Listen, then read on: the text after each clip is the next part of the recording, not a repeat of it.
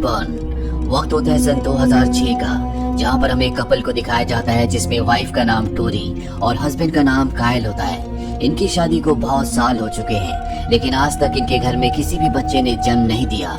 और एक रात को जब ये अपने घर पर होते हैं, तभी इन्हें घर के पीछे से कुछ आवाज आती है। और जब ये उस जगह जाते हैं तो देखते हैं कि वहाँ पर एक लाल रंग की रोशनी जल रही है, जिसे देखकर ऐसा लगता है कि यहाँ पर कोई चीज क्रैश हुई है। कहानी यहाँ से 12 साल आगे बढ़ती है और अब हमें दिखाया जाता है कि कायल और टोरी का एक बेटा है जिसका नाम ब्रेंडन है। वो 12 साल का हो चुका है और एक रात को जब टोरी अपने कमरे में पेंटिंग बना रही होती है तो उनके घर के बाहर जो उनका बान होता है, जहाँ पर वो फसलें और जरूरत की चीजों को रखते हैं, वहाँ से कुछ अजीब सी आवाजें और लाल रंग की रोशनी निकलना शुरू हो जाती है। ब्रेंडन जो अपने बेड पर सो रहा होता है वो जोर जोर से हिलना शुरू हो जाता है और इसके बाद वो विंडो से नीचे कूद जाता है। और अब आवाज सुनने के बाद टोरी घर के बाहर आती है, लेकिन उसे वहाँ पर कोई भी नहीं दिखता। और जब वो घर के अंदर जा रही होती है तभी उसे एहसास होता है कि उसके पीछे से कोई भागा है। वो साहट का पीछा करते करते बांध तक पहुंच जाती है, जहां पर वो देखती है कि उसका बेटा ब्रेंडन नीचे तहखाने का दरवाजा खोलने की कोशिश कर रहा है, जहां से लाल रंग की रोशनी निकल रही है। वो अपने बेटे को अपने साथ घर के अंदर वापस ले आती है। अगली सुबह ब्रेंडन जब घर के बाहर घास काटने की मशीन को चलाने की कोशिश कर रहा होता है तो वो स्टार्ट नहीं हो रही होती, जिस वजह से ब्रेंडन को गुस्सा आता है और वो उसे जोर जोर से खींचना शुरू कर देता है। और अब वो मशीन अपने आप ही उसकी ताकत से उड़कर उससे बहुत दूर जाकर गिरती है। ये मशीन बहुत भारी होती है। ब्रेंडन को कुछ भी समझ में नहीं आता। वो उस मशीन के पास जाता है और देखता है कि उसका फैन बहुत जोर से घूम रहा है और वो उस फैन के बीच में अपना हाथ डाल देता है, जिससे स्पीड से चलते हुए फैन का ब्लेड मुड़कर रुक जाता है।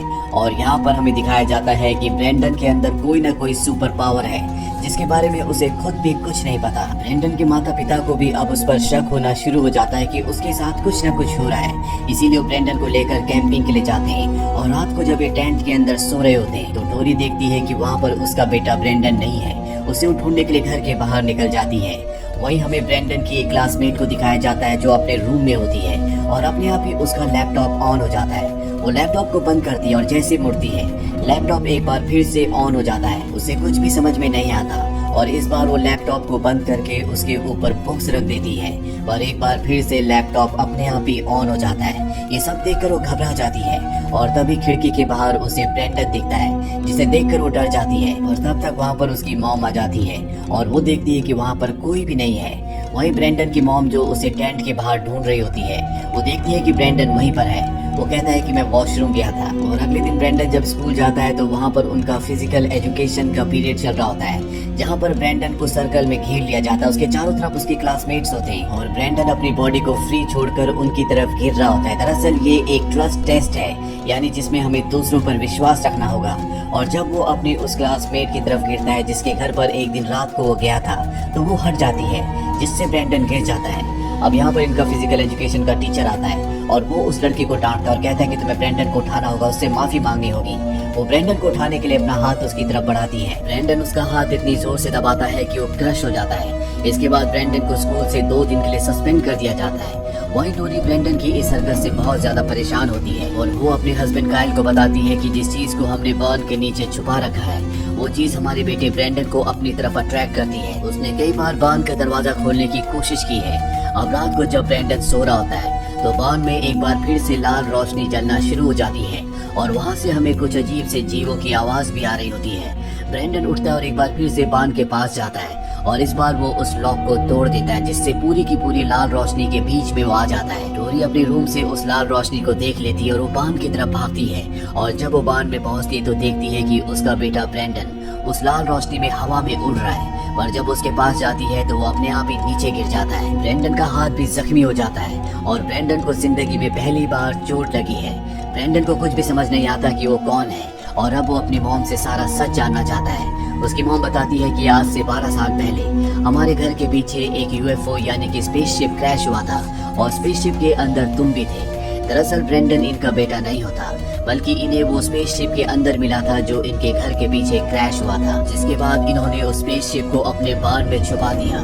ये सच जानने के बाद ब्रेंडन को बहुत गुस्सा आता है। वो घर से बाहर निकल जाता है और अब गुस्से में उसकी आंखों से लाल रोशनी निकलना शुरू हो जाती है और वो कहता है कि मैं सबको मार दूंगा, किसी को नहीं छोड़ूंगा। ब्रेंडन सबसे पहले उस लड़की के घर पर जाता है जिसका हाथ उसने क्रश कर दिया था। वो अपने लैपटॉप पर काम कर रही होती है और अपने आप ही उसका लैपटॉप बंद हो जाता है। वो देखती है कि उसके सामने ब्रेंडन है।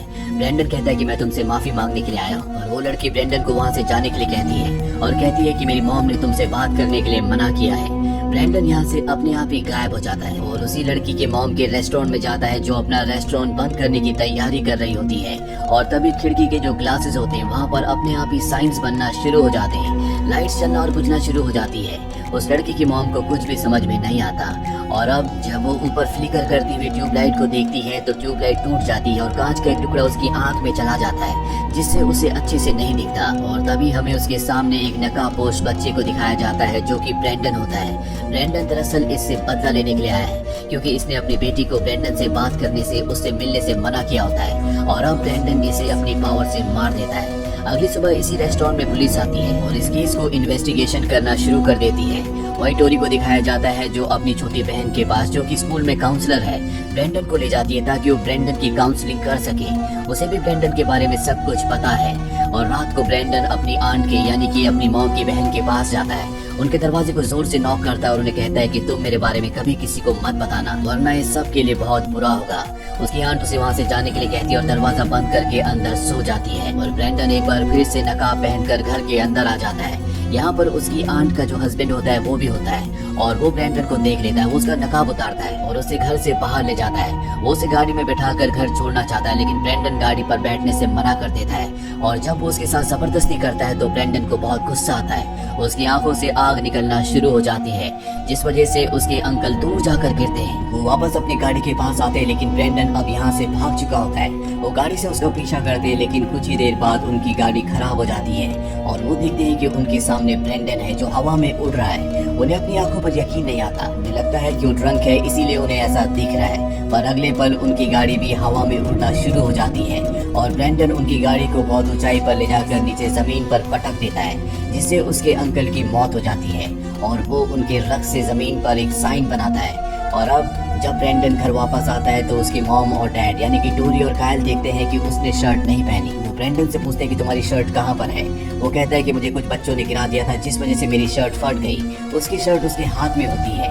हालांकि टोरी उससे शर्ट मांगने की कोशिश करती है लेकिन ब्रेंडन कहता है कि मैं अपने कमरे में जा रहा हूँ और वो शर्ट लेकर कमरे में चला जाता है। कायल को ब्रेंडन पर शक है कि वो कुछ न कुछ उनसे छुपा रहा है और रात को कायल देखता है कि उसकी पत्नी बिस्तर पर नहीं है और जब वो बाहर जाता है तो देखता है कि उनके घर के बाहर एक और स्पेसशिप क्रैश हुआ है। उसकी पत्नी के हाथ में एक बच्चा है जो बहुत ही डरावना है, साथ ही उसकी पत्नी की शक्ल भी बहुत डरावनी होती है और तभी उसकी आंखें खुल जाती है। दरअसल ये एक सपना होता है। तभी टोरी की बहन का कॉल आता है और वो बताती है कि उसके हस्बैंड की गाड़ी का एक्सीडेंट हो गया है। अब टोरी और उसका हस्बैंड कायल हॉस्पिटल जाते हैं जहाँ पर वो बताती है कि ब्रेंडन उनके घर पर आया था और अब कायल को ब्रेंडन पर पूरी तरह से शक है।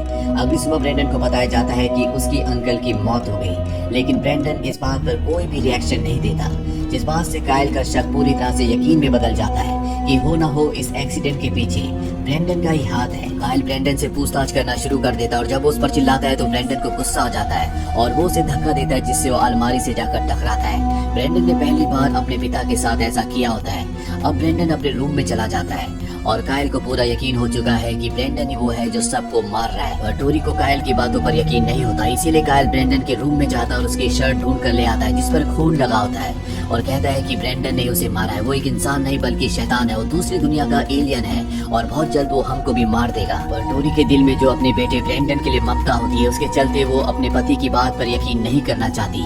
अगली सुबह कायल ब्रेंडन को अपने साथ हंटिंग के लिए ले जाता है और जब ये दोनों के दोनों चले जाते हैं तो यहाँ पर एक पुलिस वाला आता है जो डोरी से ब्रेंडन के बारे में पूछता है। डोरी कहती है कि वो अपने पिता के साथ बाहर गया है और इसके बाद वो पुलिस वाला डोरी को एक फोटो दिखाता है और बताता है कि दोनों खून वाली जगह पर हमें निशान मिला था।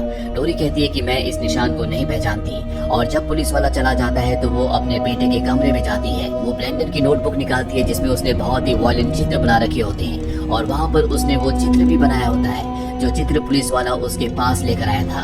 टोरी को पूरा यकीन हो जाता है कि ब्रेंडन ही वो है जो सबको मार रहा है। वहीं जंगल में हमें कायल और ब्रेंडन को दिखाया जाता है जो शिकार करने के लिए यहाँ पर आए हुए हैं। ब्रेंडन कायल से आगे चल रहा होता है और कायल यहाँ पर इसी मौके का इंतजार कर रहा था। वो पीछे से ब्रेंडन को गोली मार देता है, लेकिन गोली का उस पर कोई भी असर नहीं होता। कायल ये देखकर डर जाता है और दोबारा गोली को लोड करता है, पर तभी वो देखता है कि ब्रेंडन वहाँ से गायब हो चुका है। कायल अपनी जान बचाने के लिए भागना शुरू करता है और तभी ब्रेंडन उड़ता हुआ उसे नीचे जमीन पर गिरा देता है। अब उसने मास्क भी पहना होता है, जिसके बाद वो कायल के पास आता है और अपनी आंखों से आग निकालकर कायल को मार देता है।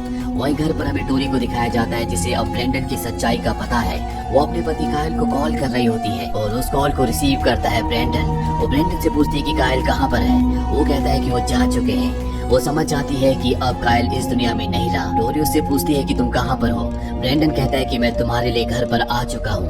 और अब टोरी डर जाती है, इसीलिए वो पुलिस को कॉल करती है। पुलिस भी यहाँ पर पहुँच जाती है और जब टोरी पुलिस के पास आ ही रही होती है कि तभी वो एक पुलिस ऑफिसर को मार देता है। इसके बाद यहाँ पर जो फीमेल पुलिस ऑफिसर होती है वो टोरी को कहती है कि तुम अंदर जाओ और वो और भी मदद मंगवाने के लिए कॉल करती है, पर अब ब्रेंडन उसे भी मार देता है। टोरी घर के अंदर छुपी होती है और अब ब्रेंडन उसका भी शिकार करना चाहता है। टोरी किसी तरह से खिड़की से कूदकर नीचे गिर जाती है, जिससे उसका हाथ कट जाता है और उसे याद आता है कि ब्रेंडन को सिर्फ एक ही चीज से जख्मी किया जा सकता है और वो है वो स्पेसशिप जो उसने अभी भी बांध में रखा है, क्योंकि एक बार ब्रेंडन उससे जख्मी हुआ था। और अब वो बांध में पहुंच जाती है जहां पर स्पेसशिप है। वो स्पेसशिप के एक नुकीले टुकड़े को वहां से निकाल लेती है। इसके बाद वो ब्रेंडन को बुलाती है और उससे प्यार का नाटक करती है ताकि वो उसके करीब आए। और जब ब्रेंडन अपनी मॉम के गले लगता है तो टोरी पीछे से स्पेसशिप के टुकड़े से उसे मारने वाली होती है कि ब्रेंडन उसका हाथ पकड़ लेता है, जिसके बाद ब्रेंडन को बहुत गुस्सा आता है और वो टोरी को उड़ाकर अपने साथ आसमान की गहराइयों में ले जाता है। 35,000 फुट से वो उसे नीचे गिरा देता है, जिससे टोरी की मौत हो जाती है। तभी ब्रेंडन देखता है कि सामने से एक एरोप्लेन आ रहा है और अगली सुबह हमें दिखाया जाता है कि वो एरोप्लेन उसी बांध के ऊपर क्रैश हो चुका है, जिस बांध के अंदर स्पेसशिप था जिससे ब्रेंडन को मारा जा सकता था। और अब वो स्पेसशिप पूरी तरह से डिस्ट्रॉय हो चुका है। इस एरोप्लेन में जितने भी लोग थे वो सब के सब मारे जा चुके हैं। यहाँ पर एक ही शख्स बचा होता है और वो होता है ब्रेंडन। सबको ये लगता है कि ब्रेंडन के घर के ऊपर प्लेन क्रैश हुआ, जिस वजह से उसके माता पिता की मृत्यु हो गई। और अब हमें क्रेडिट्स में दिखाया जाता है कि ब्रेंडन ने पूरी दुनिया में धमाका कर दिया है। उसने कई लोगों को मार दिया है और मीडिया ने उसे एक नया नाम दिया है जो कि है ब्राइटबर्न। और अगर इंसानों को अपने अस्तित्व को बचाना है तो उन्हें किसी भी कीमत पर ब्राइटबर्न को यानी कि ब्रेंडन को खत्म करना होगा। इसी के साथ ये फिल्म यहीं पर खत्म हो जाती है। ये फिल्म ईयर 2019 में रिलीज हुई थी। IMDb पर इसकी रेटिंग